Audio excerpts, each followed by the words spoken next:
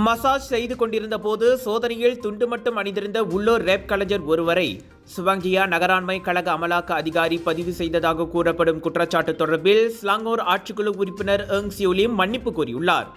அந்த கலைஞருக்கும் அமலாக்க அதிகாரிக்கும் இடையே தவறான புரிதல் இருந்திருக்கலாம் என்று ஊராட்சி மன்றம் மற்றும் சுற்றுலாத்துறைக்கு பொறுப்பு வகிக்கும் ஆட்சிக்குழு உறுப்பினருமான எங் தெரிவித்திருக்கிறார். இந்த விவகாரத்தை இரு தரப்பினரும் சுமூகமாக தீர்த்துக் கொள்வார்கள் என்று நம்பிக்கை தெரிவித்தார்.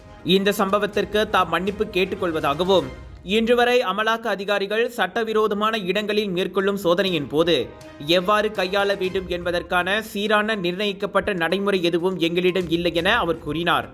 எனினும் இதுபோன்ற சம்பவங்கள் மீண்டும் நடைபெறாமல் இருக்க உரிய நடவடிக்கை எடுப்போம் என்று எங் செய்தியாளர் கூட்டத்தில் தெரிவித்திருந்தார்.